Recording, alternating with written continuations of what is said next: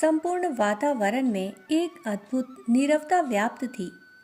ऐसा प्रतीत होता था मानो समय ठहर सा गया हो। कहने को तो वह आश्रम धरती की परिधि में ही अवस्थित था, तब भी वहां आकर ऐसा प्रतीत होता मानो किसी अन्य लोक में प्रवेश करने का सौभाग्य मिल गया हो। वातावरण की सुरम्यता के पीछे का कारण तो वहां नैसर्गिक रूप से फैली हुई हरितिमा थी, तो वहीं दूसरी ओर उस दिव्यता के पीछे का कारण उस आश्रम के संरक्षक महर्षि मांडव्य का उस स्थान पर अनवरत तपस्या में लीन होना भी था। घोषित तथ्य है कि भूमि विशेष पर किए गए कार्य उस भूमि की ऊर्जा को तदनुरूप परिवर्तित कर देते हैं। जिस स्थान पर निरपराधों की हत्या होती है, वो भूमि उन कुसंस्कारों को पीढ़ियों तक ढोती है। तो वहीं यह भी सत्य है कि जिस स्थान पर पुण्य के तप के बीज बोए जाते हैं, उस स्थान का वातावरण भी समय के साथ साथ दिव्यता से सिक्त एवं पवित्रता से युक्त हो जाता है।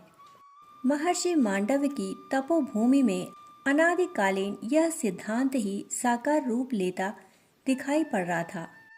तपस्या का स्वरूप एक समान होता है, परंतु उद्देश्य भिन्न हो जाते हैं। असुरों के लिए तपस्या शक्ति अर्जन का स्रोत है, तो ऋषियों के लिए परिष्कार का पथ। अपनी आत्म चेतना को परमात्म चेतना से एकाकार करने का एकमात्र लक्ष्य महर्षि मांडव्य की उस दुर्धर्ष तपस्या का भी था, परंतु विधि को शायद कुछ और ही मंजूर था। प्रकृति उनके माध्यम से कुछ ऐसे कार्यों को संपादित करना चाहती थी जिनको कर पाने का साहस संभवतया किसी अन्य में न हो पाता। इसीलिए प्रकृति की प्रेरणावश एक दिन एक चरवाहा अपनी गायों को चराता हुआ महर्षि के आश्रम के बाहर आ पहुंचा। वहां तक पहुंचने की यात्रा सरल न थी, सो उसे निकट के एक पेड़ के नीचे विश्राम करते करते नींद भी आ गई। जब उसकी आंखें खुली तो उसने पाया कि उसके साथ चल रहे गायों के झुंड में से कुछ गायें वहां नहीं हैं। सामान्य व्यक्ति के मन में शंका कुशंका तीव्रता से घर करती है। उसे लगा कि किसी ने उसकी गायें चुरा ली हैं, परंतु उस निर्जन क्षेत्र में यह अपराध भला कौन करेगा। इधर उधर ढूंढने में उसे उसकी गायें महर्षि मांडव्य की कुटिया के पीछे घूमती मिली। मन में शक तो उसने पहले ही पाल लिया था, पर अब प्रमाण पाकर और यह देखकर कि वहां महर्षि ध्यान मग्न हैं, उसने यह विश्वास मन में दृढ़ कर लिया कि हो न हो यह ध्यान मग्न व्यक्ति ही अपराधी है। मन तो कल्पनाएं करने में चतुर होता ही है, पर मन ने चरवाहे को यह भी समझा दिया कि महर्षि गायों को चुराने के बाद ध्यान का अभिनय करने बैठ गए हैं, ताकि उन पर किसी का शक न जा सके। बुद्धि हर ली जाए तो फिर कोई भी कल्पना मन में इस प्रकार दृढ़ भाव ले लेती है जैसे वो ही सत्य हो। उस चरवाहे के साथ भी ऐसा ही कुछ घटा।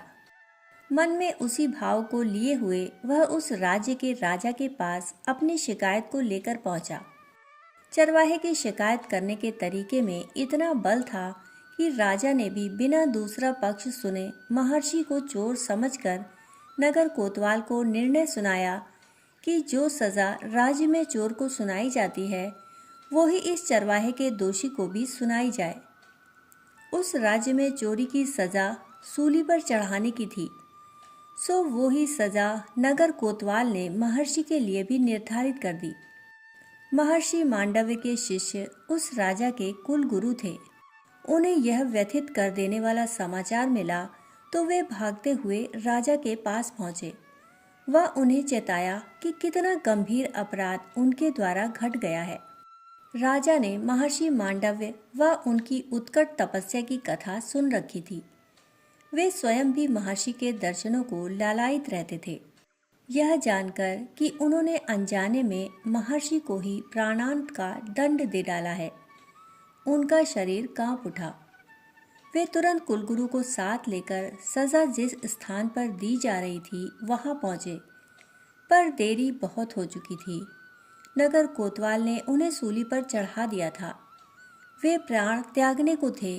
घबराए राजा ने महर्षि के पैर पकड़ लिए व उनसे क्षमा याचना करने लगे। कुलगुरु के आंसू तो रुकने का नाम न लेते थे। उनके शिष्य ने ही अपने गुरु को प्राणांत का दंड दे डाला। उनके मुख से तो जैसे शब्द ही विदा हो गए थे। महर्षि मांडव्य इन सब के बावजूद निर्द्वंद निश्चिंत थे। शरीर छूटने का भी उन्हें जैसे भान न था। राजा के पैर पकड़ने पर वे बोले, राजन, आप निश्चिंत रहें। आप मेरे अपराधी नहीं हैं। मेरे अपराधी तो वे हैं जिन्होंने इस कर्म परिणाम का निर्धारण किया है। अब मैं इसका हिसाब उन्हीं से लूंगा। इतना कहते कहते महर्षि मांडव्य ने अपनी पार्थिव देह को त्याग दिया।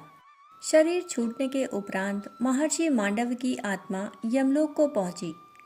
स्वयं धर्मराज यम उन्हें लेने के लिए यमलोक के द्वार पर पहुंचे। उनसे भेंट होते ही महर्षि मांडव्य ने उनसे प्रश्न किया, यमराज, मेरे द्वारा कृत वह कौन सा कर्म था जिसके परिणाम स्वरूप मुझे सूली पर चढ़ने का घातक कष्ट भुगतना पड़ा? यमराज ने उत्तर देने से पूर्व चित्रगुप्त के पास संग्रहित कर्मों के हिसाब की ओर दृष्टि दौड़ाई और फिर महर्षि मांडव्य से बोले, महर्षि, जब आप 8 वर्ष के थे तो आपने एक कृमि की गर्दन पर एक धारदार वस्तु से प्रहार कर दिया था। वही कर्म आपको सूली पर चढ़ने के रूप में चुकाना पड़ा। महर्षि मांडव्य ने पुनः प्रश्न किया, यमराज, जब मैं 8 वर्ष का था तो क्या मुझे किए जा रहे कर्म के शुभ अशुभ होने का विवेक बोध था?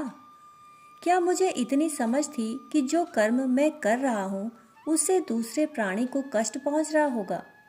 प्रत्युत्तर में यमराज के पास मौन रहने के अतिरिक्त कोई विकल्प शेष न था। महर्षि की जिज्ञासा निराधार नहीं थी। 8 वर्ष के बालक में इतनी समझबूझ नहीं होती कि वो अपने कर्म के दूरगामी परिणामों को महसूस कर सके। यमराज को निरुत्तर देख महर्षि मांडव्य बोले, उस स्थिति में इस कर्म का निर्धारण करने की जिम्मेदारी मेरी है। आज के उपरांत मैं यह नियम निर्धारित करता हूँ कि 12 वर्ष के नीचे के बालक अथवा बालिका को उनके द्वारा कृत कर्म का आधा अंश भुगतना पड़ेगा। शेष आधे की जिम्मेदारी उनके माता पिता की होगी, क्योंकि यह उनकी जिम्मेदारी है कि वे अपने पुत्र अथवा पुत्री को शुभ अथवा अशुभ कर्म का बोध कराएं। इतना कहकर महर्षि मांडव्य थोड़ा ठहरे और पुनः बोले, कर्म के निर्धारण की सम्यक जिम्मेदारी इस पद पर आसीन होने के कारण तुम्हारी थी यमराज, पर इस जिम्मेदारी को पूर्ण करने में तुम सफल नहीं रहे और इसीलिए तुम्हें भी अपने कर्म दोष का परिणाम भुगतना होगा। इसके परिणाम स्वरूप तुम्हें धरती पर जन्म लेना होगा और तुम एक साथ 2 व्यक्तियों के रूप में जन्म लोगे। एक रूप में तुम शासक बनोगे परंतु जीवन भर भटकते रहोगे। दूसरे रूप में तुम ज्ञानी तो होगे परंतु अधिकार से शून्य रहोगे। महर्षि मांडव्य द्वारा कहे गए उन वचनों के मिथ्या जाने का प्रश्न ही न था। यमराज को धरती पर 2 रूपों में जन्म लेना पड़ा। पहले रूप में वे युधिष्ठिर बने, जिसमें वे शासक तो थे परंतु जीवन भर भटकते रहे, और दूसरे रूप में वे सूत पुत्र विदुर के रूप में थे, जिसमें वे अधिकार से वंचित रहे। स्पष्ट है कि कर्मों का परिणाम जब कर्मों का निर्धारण करने वाली शक्तियों को स्वीकारना पड़ता है तो प्रत्येक व्यक्ति की यह जिम्मेदारी बन जाती है कि वह कर्मों को उनमें निहित शुभ अशुभ की भावना को ध्यान में रखते हुए करे। कहानी सुनने के लिए आप सभी का बहुत बहुत आभार। फिर मिलते हैं ऐसी ही कहानी के साथ। तब तक के लिए धन्यवाद।